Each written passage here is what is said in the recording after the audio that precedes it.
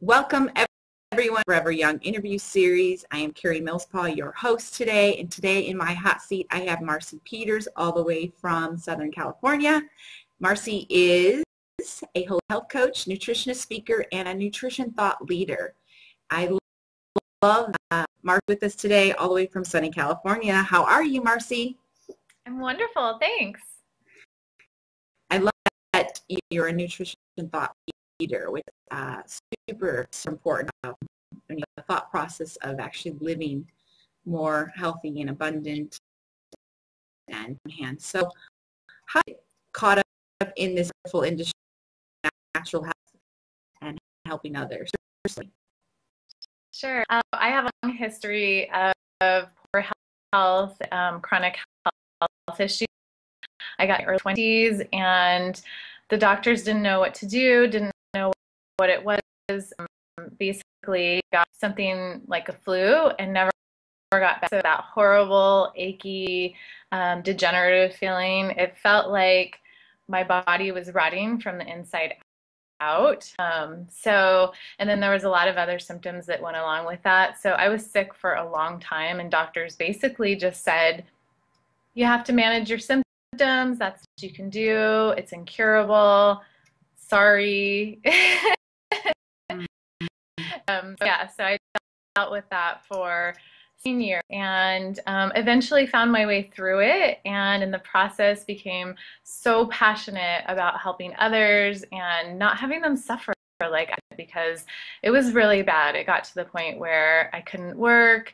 I didn't leave the house very much. I felt ugly and horrible and like I had some dirty secret. I was ashamed of the fact that I didn't have energy. I didn't feel good. My body hurt all the time, and it was really hard for me to be the real person that I wanted to be, the person I knew was inside and hiding under layers of symptoms after symptom after symptom.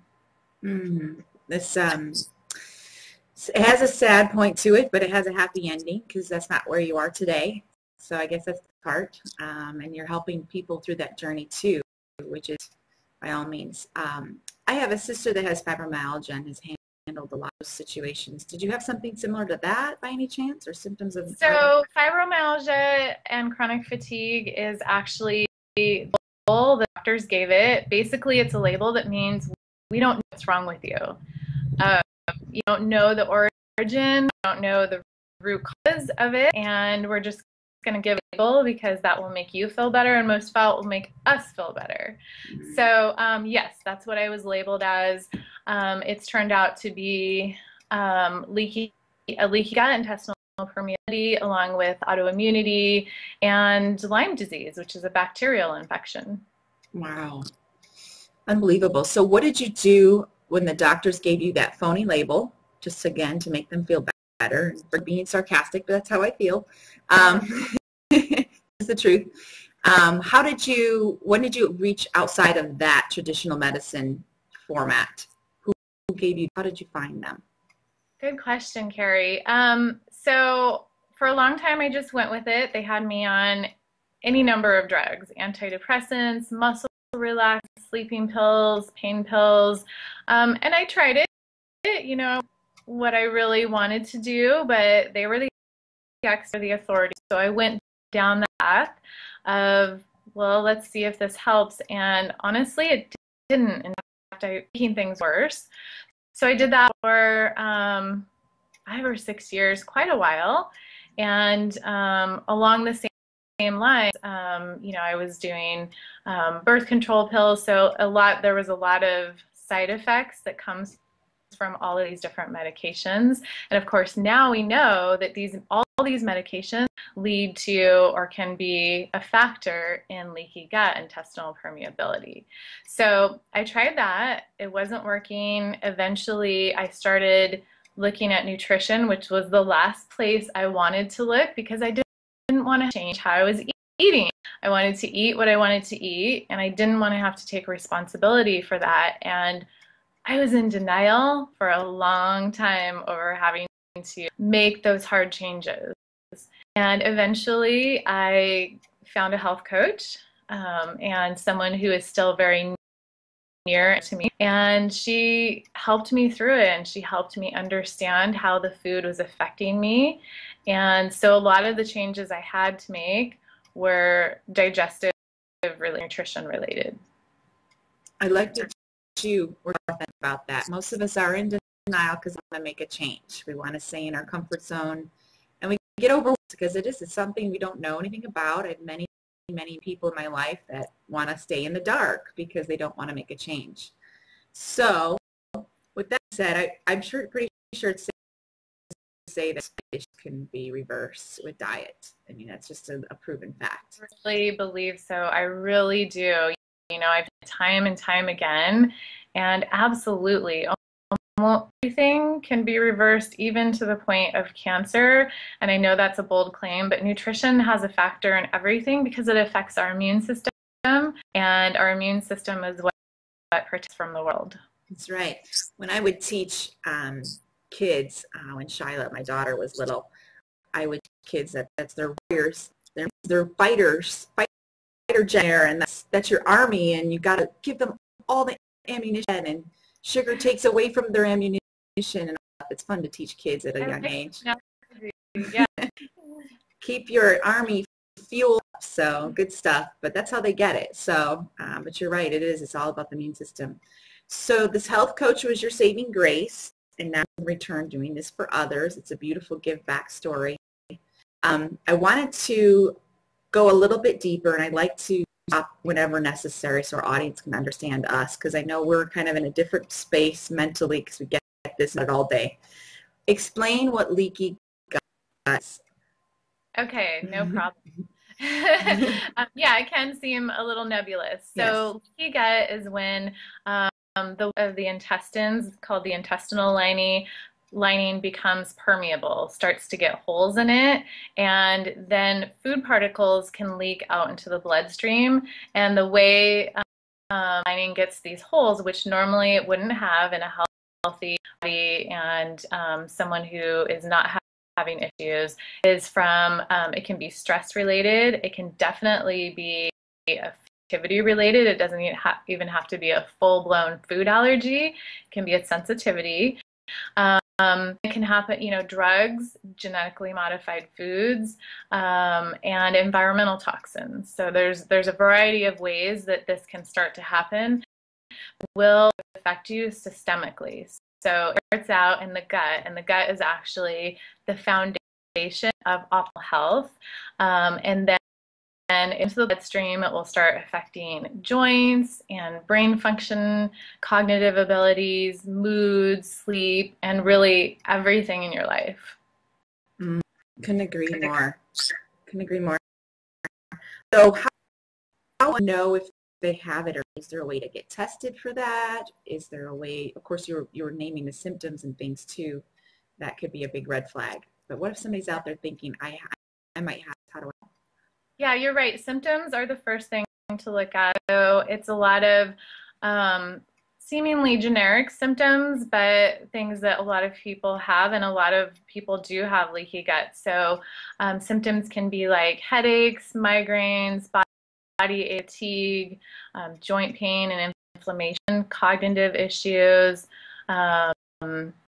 sleep. It can be any number of things. Your stomach hurts all the time, or your abdomen region. You have gas and bloating, and it's worse after you eat. And then there is a blood test. You can do blood tests, stool tests. There's different diagnostic tests to see not just if you have it, but how bad it is. Very true. I think another medical mask has been labeled irritable bowel syndrome. They like to throw that on everything, which, a lot of people think, well, I have irritable. I'm like, wow, well, let's go back a bit. That big broad statement. There could be many, many reasons why you have that. So dig deeper is my suggestion by all means, and to get reverse. How to reverse that? Is that something that can be repaired? Give hope to our audience today. Yes, I'm all about hope and inspiration. That's what message is. So yes, absolutely. No matter your health condition, there's always hope, and especially with leaky, it's absolutely repairable. It takes a while. I will say that the longer you have it and the longer you're suffering, just like with anything else, the longer to counteract that and repair it, but it is possible. So it's a full lifestyle change. You're eating, what you put into your mouth being the most important thing. So getting rid of food allergens, food sensitivities, things that are causing inflammation, and replacing them with nutrient-dense foods that will nourish you and help repair that lining. And there's a lot of other things you can do. There's just a variety of ways that it can be treated. Also looking at stress. Stress is a big factor, making sure that you're not eating modified foods, because a lot of testing they've done, and if you haven't seen the movie Genetic Roulette, it's absolutely enlightening. I would highly recommend watching it. Genetically modified is a big one, but yeah, looking at stress and then making sure you're getting enough sleep, you're getting the right amount of exercise, not too much, not too little. You know, it's all about balance. That's what a lot of life is balance, and then giving yourself time to heal. So making a decision that, okay, my diet might be kind of restrictive, I'm going to bed early, I'm not having a lot of late nights, I'm drinking alcohol for now, but for now, this is my healing time, and I owe it to myself, and I'm going to for myself as a gift that I'm giving to myself. I like that viewpoint. As women especially, it's all about loving yourself enough to make the differences and making the change. I couldn't agree more. So it's not a permanent, if I'm hearing you correctly, it's not a permanent of I can only have X, Y, Z to eat. Is it through this journey of healing, and then somewhat you can go a little bit backwards a little bit and kind of have more flexibility in your diet? Is that what I'm hearing you say? Yes. So the way I look at it is, at first, going to be pretty restrictive, and you're going to remove the common inflammatory foods or do some extensive food panels, and working with a good laboratory like Cyrex Laboratories to really determine that, because there's a lot of false and negative out there. So yes, so it's pretty restrictive. The inflammatory I like to see completely removed are gluten, dairy, soy, corn, most added sugars, and of course sweeteners and colors, which are absolutely this, and then low quality oils like oil, vegetable oil, anything that's highly processed, and probably hydrogenated, which is a trans fat. So yeah, I mean, it is restrictive at first, and then as you start to heal, you can start to incorporate more things. Like at first, I would also recommend not doing any grains, because grains are hard to process, even the gluten-free grains. And then, like I said, as you start to heal, you can incorporate some of those things back, although I would still recommend gluten and dairy and genetically modified foods, which are usually corn, soy, wheat, and sugar, are going to be an issue if you bring those back in. So I'm super careful. I'm someone who decided years ago, no gluten, no dairy for the rest of my life, and I'm absolutely okay with that, because there's a lot of things to eat, and it's not deprivation. I look at it as a gift to myself every time I eat, by not eating those things, and by eating things that are nutritious and will feed my body and in process nourish my soul. I love that.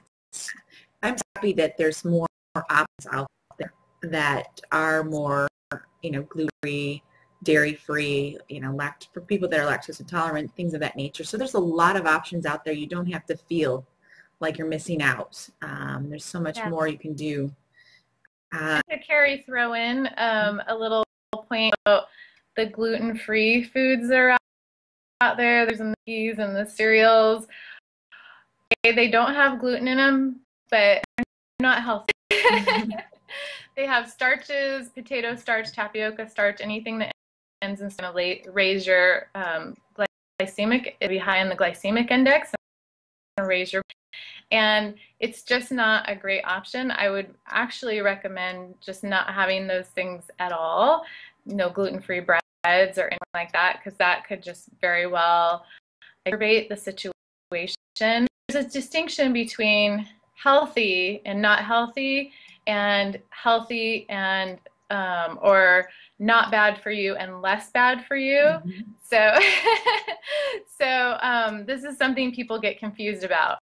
And that's less bad for you isn't necessarily healthy. It's just less bad for you, not good for you. And that's the category I would put gluten products in, and just be very, very, very careful with them, that you're not just exchanging the bread for the gluten-free bread and the crackers and cookies for the gluten-free crackers and cookies. You know what I mean? Mm-hmm. I do.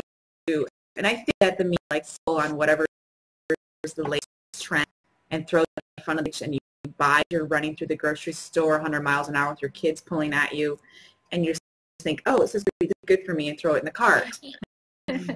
GMOs, so it's got to be good. Or everything that's labeled natural or healthy or nutritious, you know, there's no regulations that it actually is healthy or nutritious. So you have to read the labels. I mean, you really have to educate yourself. You don't know what you're getting, and it could well be just as bad or worse.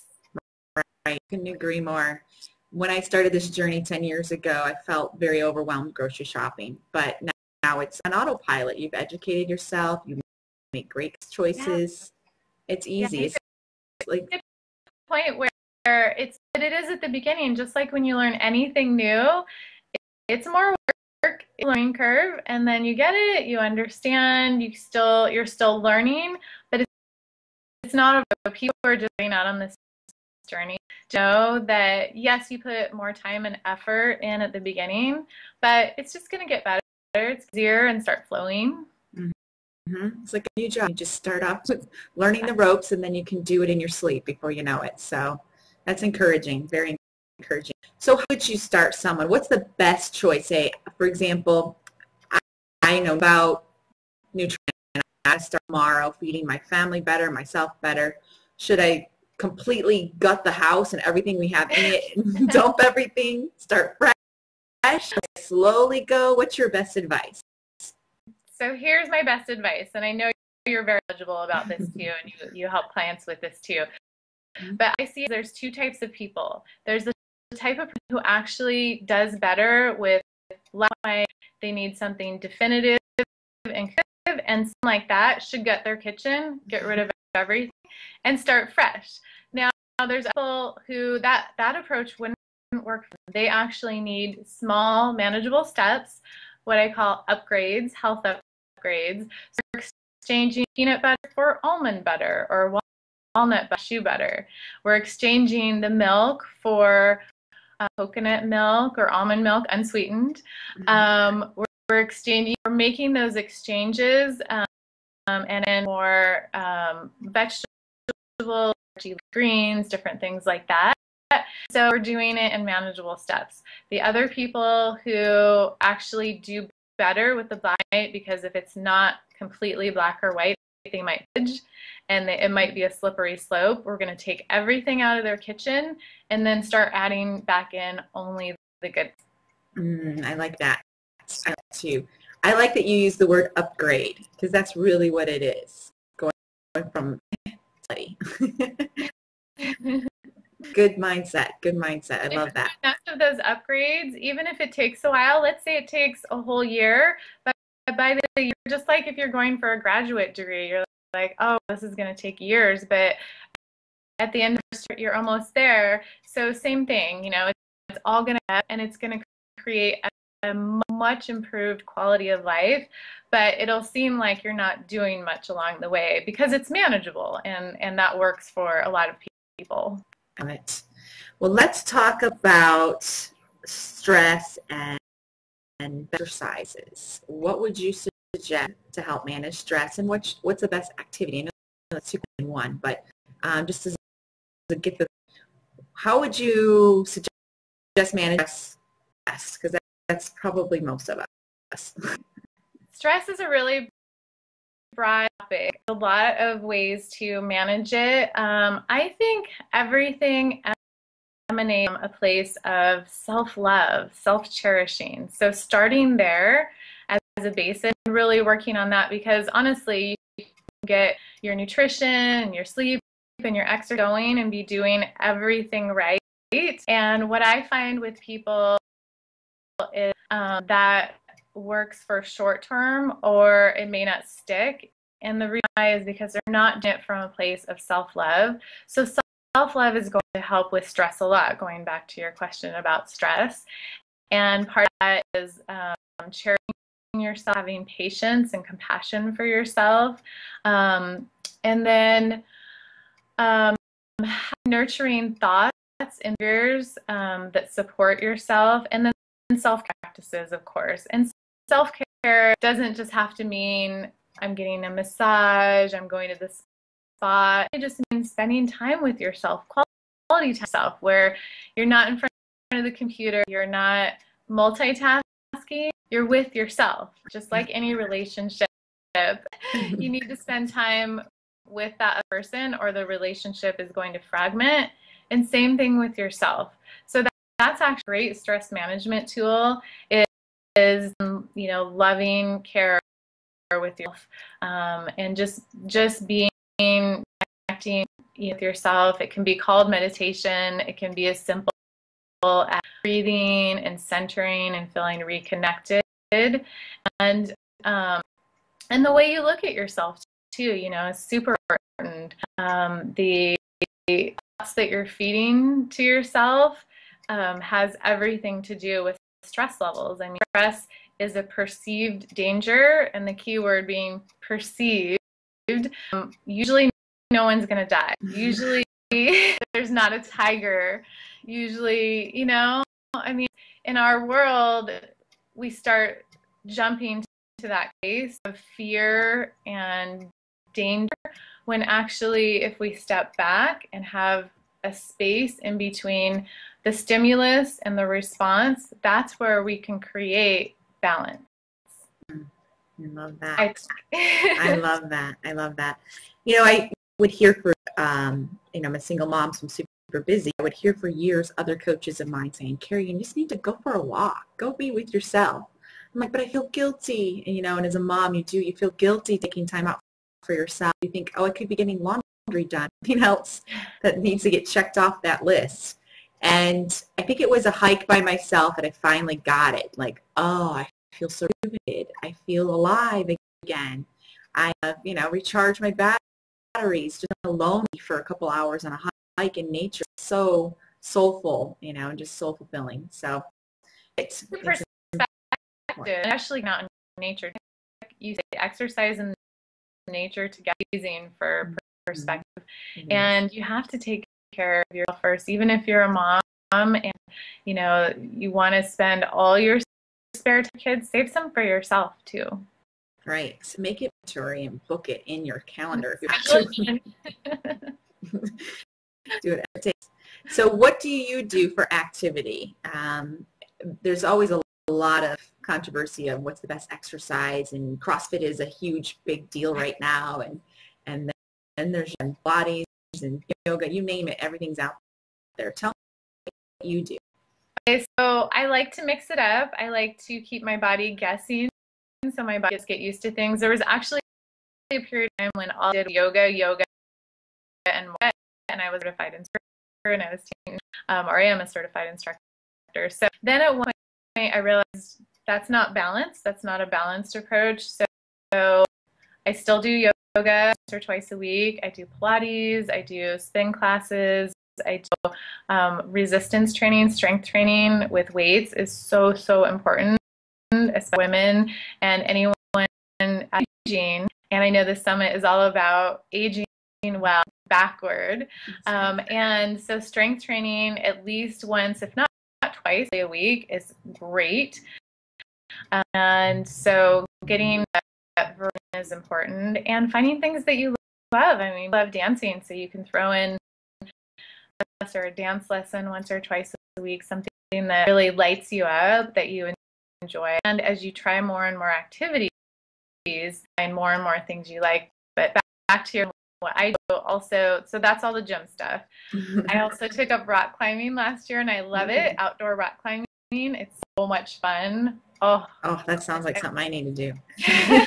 So fabulous. When you're visiting me next, we'll go. Okay.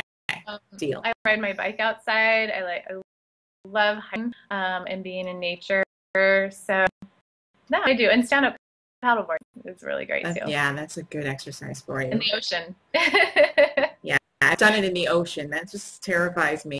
Yes. I know. Like my first few times, my calves were so sore because you're having to balance yourself the whole time. It's great. It is a great core workout. Everything. You work everything doing that. It's a good one. And you're outside on the water. It's heaven.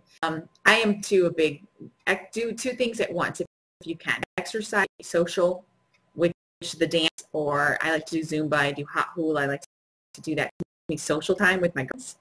And so it's filling two areas of balanced life, the social and then nature, of course, if you can nature, two birds with one stone too, you're getting that and there. Awesome. Good stuff. So aging backwards, speaking of that, what else can look better younger? Because you're cheating the system too, big time. And I'm not going to give your age I will. I do. You know what? It is what it is. Okay, so there's a lot. I mean, you can just keep refining, but let's keep it more basic, manageable level. And I actually have a PDF to give everyone 18 easy ways to age backward. Talked about nutrition. We talked about exercise. Those are, of course, very important. You can't really just do without the other. You can't exercise off a poor diet, so it really needs to go hand in hand synergistically. Sleep is super important, and I won't belabor that point too much, but really just being asleep by 10 is perfect. And cleaning up the environment that works for you, maybe having a bedtime ritual. I like to take a hot bath at night, followed by a cold shower. I'm hot.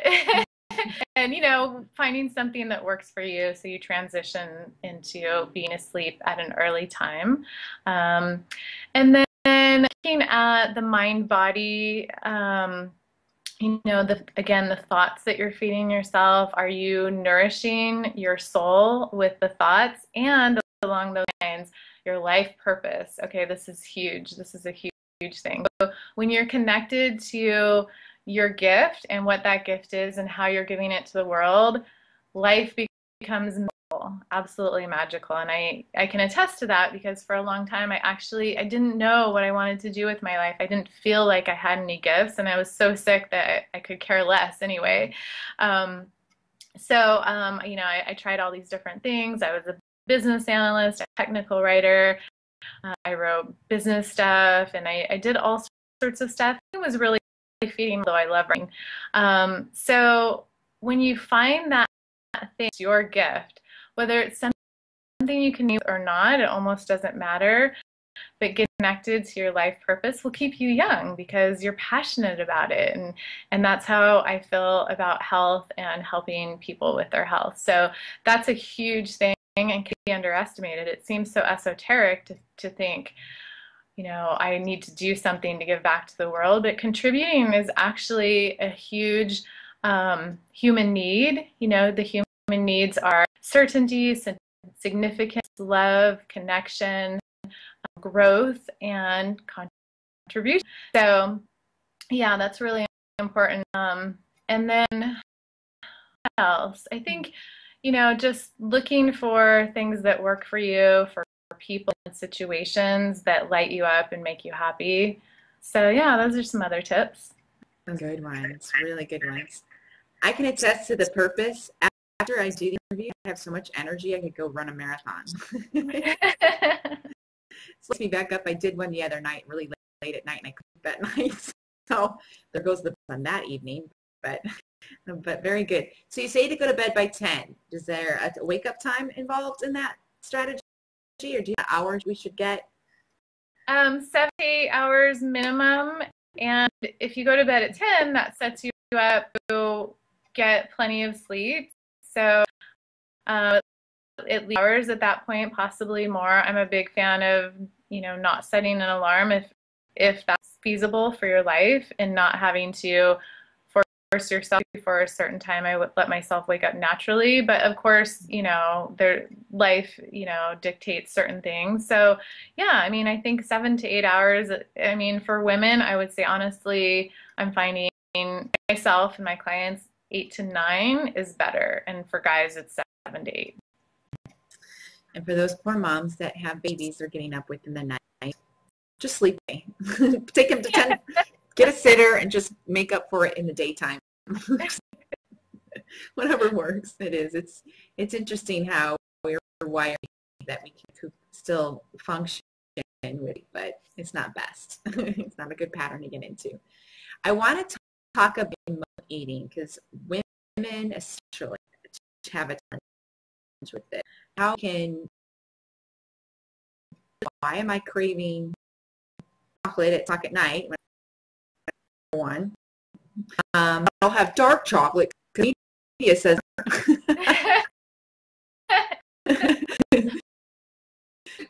within moderation. So tell us emotional eating. Where's the starting point of getting out of that trap? Emotional eating is a huge, huge topic. We our entire interview just on that. And it's something that really plagues a lot of people, and especially women. Women are prone to it than so men have it too. Like there's a continuum. The continuum is everyone has some amount of emotional eating. If you've ever rewarded yourself or used it as distraction, entertainment, out of boredom, any of those reasons is emotional eating. Basically, when you're not truly hungry, when you're not physically hungry and your body doesn't actually need food, but you're still eating. So that's emotional eating. So there's a few strategies for dealing with that. I do deconstruct it. So why am I craving chocolate? Do I need a magnesium supplement because there's magnesium in chocolate, and will help if I look at that deficiency, and some helps. So and then looking at what is a non-food thing that I can do myself instead of eating. So instead of eating something to eat, am I bored? Do I need entertainment? Am I looking for something to do? I need connection with somebody else, and actually make a list. So make a list of things when you feel like you are rich in, but you're not hungry, you've ordered dinner, say, and it's 9 o'clock at night and you should be getting ready for bed, but you keep going back to the kitchen and looking through the cupboards and the refrigerator and what can I have, and so then you would pull out your list, and the list would have all the things that are non-food related that you could do instead of eating, because you're not really hungry. You don't actually need food. Your body's not asking for food. Your body's asking for fulfillment in another form. So call a friend, you could take a bath, go for a walk. You could journal about it and try and, deconstruct that craving. You could give yourself some, whatever self-care, and, just find something, call a friend, call a coach. That come handy. Yes. And so dealing with it, and there's other techniques, but I think those are the main thing, and coming from a place of love, cherishing of yourself. Mm-hmm. And I think that's where people fall short, is they do feel that food is giving them love. I mean, you hear the term all the time, comfort. I need some comfort food. I had a long day and I deserve this. And there's so many other ways to show love to yourself than that. So. Yeah, reward. If you're using it as a reward, you could reward in other ways. I mean, exercise can reward. Doing things that, keeping track of what your accomplishments are, and get a new whatever for yourself. There's other ways to give yourself that reward. we can definitely work with that. I want to, and I know enough about you probably to mention that you probably don't have a lot of sugar in your diet. Is that safe to say? And that's an aging factor right there. So just knocking sugar out will make wrinkles disappear. So I think first and foremost, it's awareness sugar we really do consume is probably step one. It's a scary door to look for some people that want to stay in the dark. But sugar doesn't just make you gain weight. It does much more to your body. So go a little deeper in why you've decided not to have a lot of sugar in your diet. There's so many reasons not to have sugar. I mean, the first one is vanity, in terms of the extra weight. It's one of the main things that will have you being heavier than you need to be, and then you're heavier than your body actually wants to be.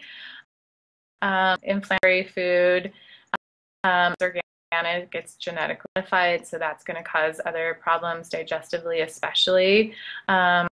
It increases free radical damage and oxidation, and it has a narcotic-like influence on the brain, which means you have some, you want more. To really stop the sugar cravings is to take it out of your diet. So the American Heart Association says adults shouldn't have more than 32 grams of added sugars a day, and for kids it's 16. If you're looking at your eating in the course of the day and looking at the labels and seeing how many grams of sugar per serving, and you may be having more than one serving, it adds up really quickly. I think a soda, I'm guessing, has 20, 30 grams of sugar.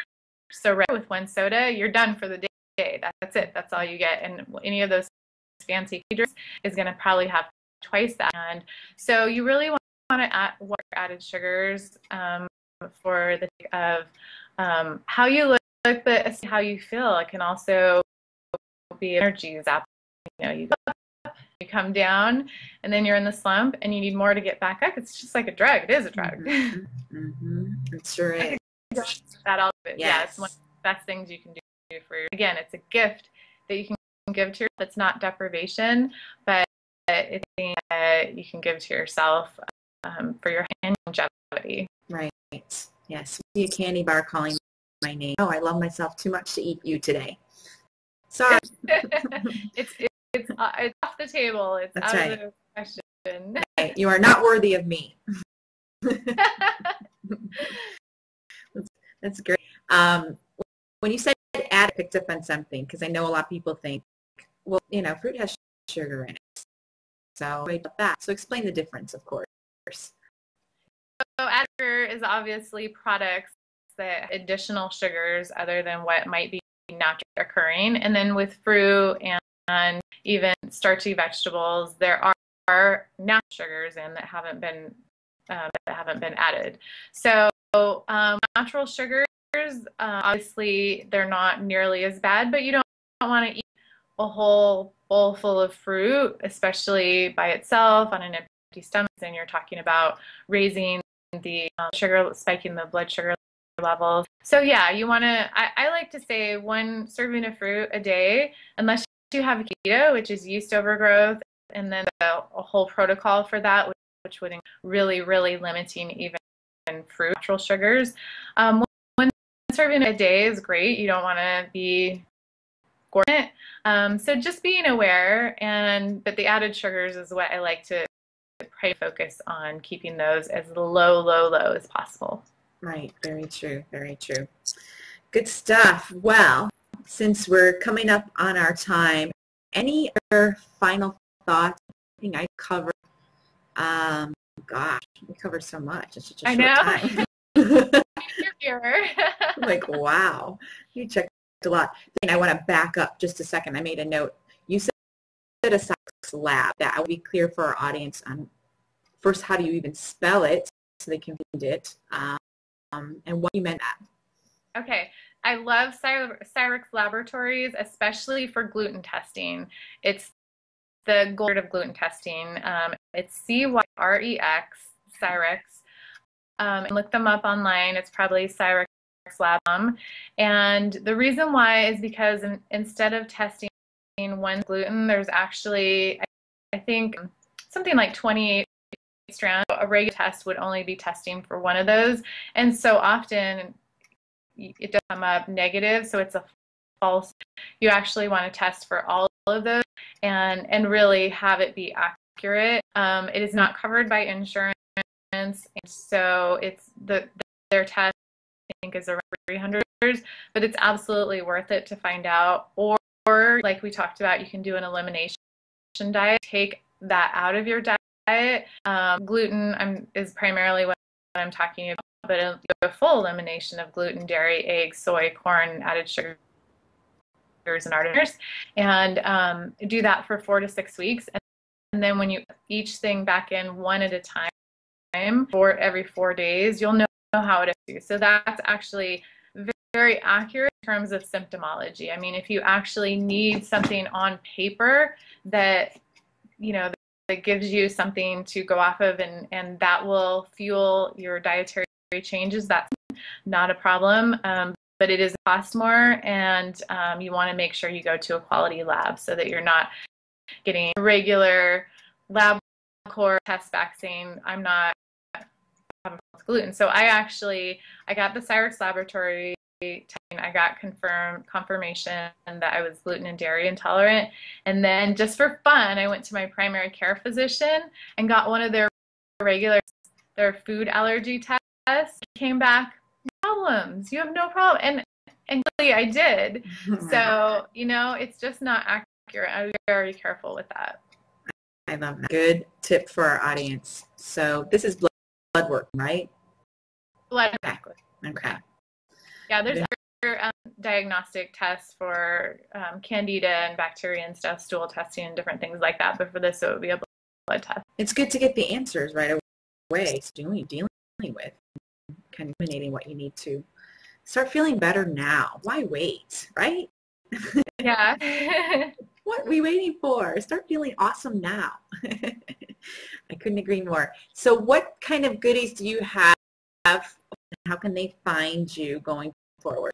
Yeah. Do you mind if I touch on one other anti-aging before we talk about that? No, go ahead. It's all about you.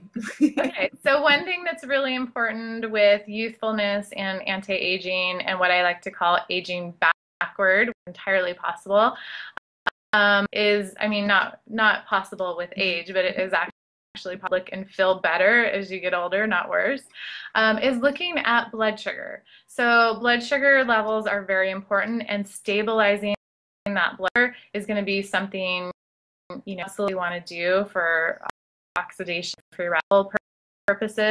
And it's about limiting sugar. That's a big one. Also, gluten and dairy are going to affect blood sugar levels. So how do you know if you have blood sugar issues? Well, you want to get your fast glucose rate, and this is something you can do. You would go to the lab first thing in the morning to have anything to eat, or a little at-home instrument, and it's super easy. It just pricks your finger, you put it on the test strip, it immediately gives you feedback. And I actually like to have my clients do it for a week, so we can really know if it was just that one day or if that's how it is. You want your fasting glucose level under 89 or under 90, actually. So 89 or lower is great. If it's over 100, you have an issue. You're in the range of being pre-diabetic, which is scary. So then you know for sure that you need to start making nutrition and dietary changes, because that's what it is. It's the foods that we're eating. There's really no other factors when you're talking about the glucose level. Also, your LDL should be under 100. Your HDL should be over 45. Your triglycerides should be under 100. Your vitamin E should be vitamin levels should be over 40. And then your A1C should be 5.2 to 5.6, in that range, not too high and not too low. One could indicate an issue. Your insulin should be over 6. And your waist measurement for a woman should be 35 or less. So that's a really important factor. And for men, it's 40 inches or less. So 5 inches for 40 inches. And above that, starts to indicate an issue. And then your blood pressure shouldn't be high. And then one thing that really helps with blood sugar, and I really believe in this, it's kind of controversial because a lot of people will say eat breakfast, a snack, lunch, a snack, dinner. I say eat breakfast, lunch, and dinner, no snacks, nothing in between but water, and spend out at least 5 hours, 7 hours each meal. And it's actually going to train the body to be hungry every couple of hours. If you eat every couple of hours, of course, it's going to be trained hungry and start asking for food, and it's going to keep levels up. But if you only eat breakfast, lunch, and dinner, then your insulin levels will drop in between the meals. You're not producing as much cortisol, which is hormone, and it gives a break. You want as as possible. You don't want them to be constantly digesting food. So this is really going to be a big factor in blood sugar. Blood sugar is absolutely something you have to manage if you're going to age well and age optimally. So I would encourage everyone to look at that. Absolutely, especially with the rise of diabetes, especially elderly. Get ahead and manage it now. Why later? You're trying to recuperate. Very nice. Good stuff. I hope everybody pause. Whatever works. Good tools to the audience. That's amazing stuff. So with that being said, there was a question that flew through my brain, but it's gone now. So we will just move. I do want to let our audience know who you is number one, and how they can reach you, connect with you, find us, and that sort of thing. So point us in the right direction. Marcie, what do you have for us today? Okay, so I have a PDF for you. It's 18 easy ways backward, and it has a lot we've discussed today and other things we didn't get to. So all your tips in a easy, beautiful PDF. So you can go to agebackward.com, which will redirect to the Health and Happiness Guide, but that's such a long URL, or marciepeters.com. And sign up for my new, you'll get the Aging Backward PDF, and you'll also get an audio meditation for relaxation. Awesome. Perfect. And of course, the link's in this email. It's in multiple places to find Marcie as well. And just click on those links and connect with her so you can get more tips. Young, feel young, sexy at the same time. You feel good. You are actually sexy. So it works, right? It really does. It really comes from the inside out about the physical appearance. It's about how you're feeling, and that manifests on the outside. It sure does. When you glow, light bulbs on, people can't help but notice. Makeup on that day or not. Although makeup helps a little bit. It does. Yes, it does. It's an enhancement. Beautiful, beautiful. Well, any final thoughts or encouragement you want to share with us? And last minute thoughts. Just my message again. There's always hope, no matter what you're struggling with, no matter how bad things seem. I was in a really dark, bleak place for years, and I want you to know that you can come out of it and you through it, and it is going to take some effort, but it's absolutely possible. So I'm going to leave you with that this is something that you can come and enjoy by yourself. Absolutely. And you're living proof that it's worth it to take that time too. So I believe everyone's worth it. Awesome. Well, thank you so much, Steve, from my heart. You've been a joy to have today. Huge wealth of knowledge to audience. I couldn't thank you more. Can't wait for you more in the future. So everyone, kisses, hugs. Bye, guys.